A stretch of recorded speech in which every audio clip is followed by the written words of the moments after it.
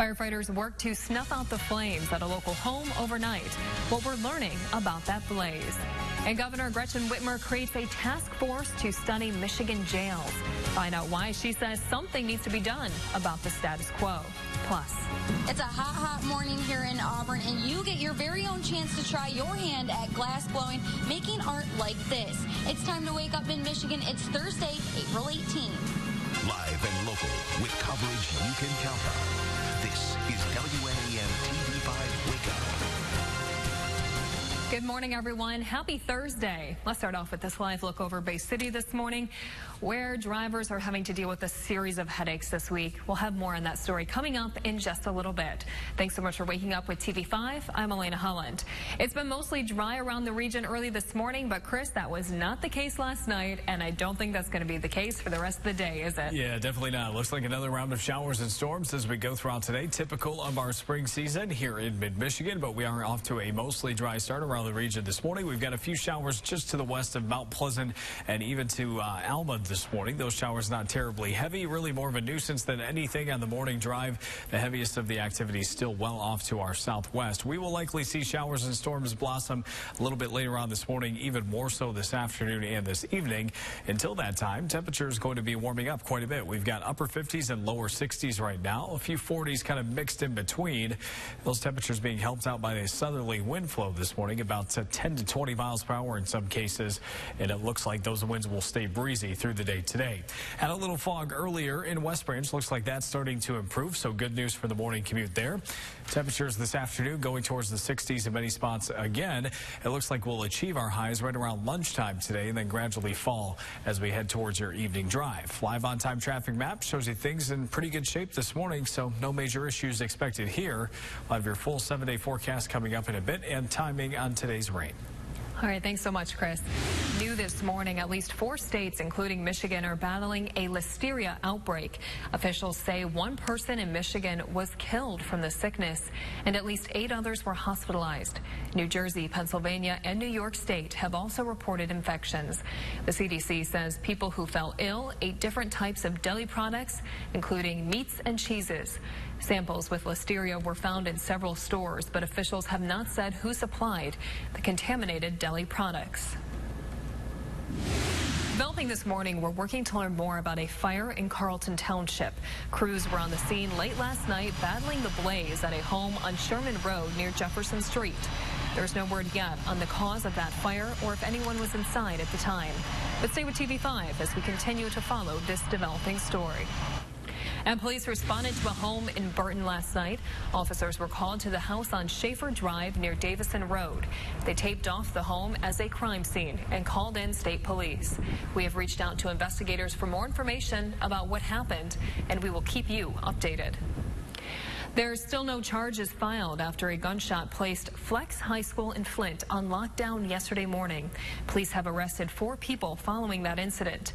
They say the shot was fired during what they called an altercation. Let's take a live look now outside over Bay City, where it may feel like one big cone zone. Right now, construction is causing trouble for anyone hoping to get from the east side to the west side. MDOT shut down westbound Veterans Memorial Bridge on Tuesday, and it's going to be closed until mid-May. Just yesterday, one lane of westbound Liberty Bridge was shut down too. The city suggests drivers head south to Lafayette Bridge or north to Independence Bridge. But complicating things even more is the construction project on Trumbull Street. That's a major route to Independence. The Midland Police Department is asking for your help to identify the person in these pictures. The photos were taken at the Tridge Tuesday night. If you have any information, contact Midland PD's Detectives Bureau at the number on your screen. New this morning, Governor Gretchen Whitmer orders a review of Michigan's jails and pretrial incarceration system. She signed an executive order to start a bipartisan study on jail and court data. The governor says jail populations have tripled in the last 35 years, but crime is at a 50-year low. Chief Justice Bridge McCormack and Lieutenant Governor Garland Gilchrist will lead the task force. Once we have a more clear picture, then we can look at what the right remedies are regarding to funding, regarding to process, regarding to law, et cetera. But everything is on the table to look at how we can reform the system for the better. The 21-member task force will make recommendations by the end of the year. All eyes are on Washington this morning. The nation waits to hear the results of the special counsel's Russia investigation as we take this live look over the nation's capital. Attorney General William Barr is expected to release a redacted version of the Mueller report on the president and his campaign. Barr will hold a press conference this morning at 9:30. The report could be released as early as 11. Stay with TV5 as we continue to bring you the latest developments on the release of the Mueller report throughout the day. Schools in several Colorado districts will reopen today with added security, but the investigation into the threats made just days before the 20th anniversary of the Columbine shootings is far from over. As Reed Binion reports, the FBI is combing through the suspects' social media and checking for possible accomplices. News of the apparent suicide of 18-year-old Sol Pais ending the search for her and bringing relief to a tense community. I'm just glad it's come to an end. Josh Rayburn is among the many concerned residents, but for a unique reason. He sold Pais her gun.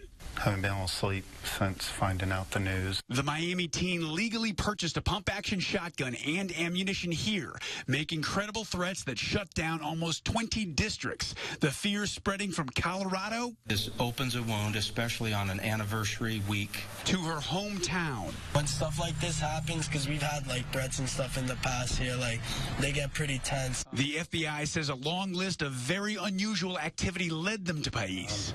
Comments that were troubling with regard to her infatuation with Columbine, things like buying 3 one-way tickets in consecutive days. But Rayburn says she passed 2 background checks. She did not seem nervous at all. I mean, she seemed normal. Still, the shop owner will rethink who he sells to in the future. I'm going to look and see if there could have been anything done different. I've been thinking about it nonstop. I'm Reed Binion reporting. In more local news, a new mural will soon grace the walls of a mid-Michigan school. Students at Durant-Turry Elementary in Flint are painting a flower garden. It will be filled in by artist Joel Schoon-Tanis. I love bringing art into schools. I love giving kids a chance to actually meet an artist and let them know that they're real live people, and it's a real live job. He says the work will be completed today, and when it's all finished, it will have a theme of peace.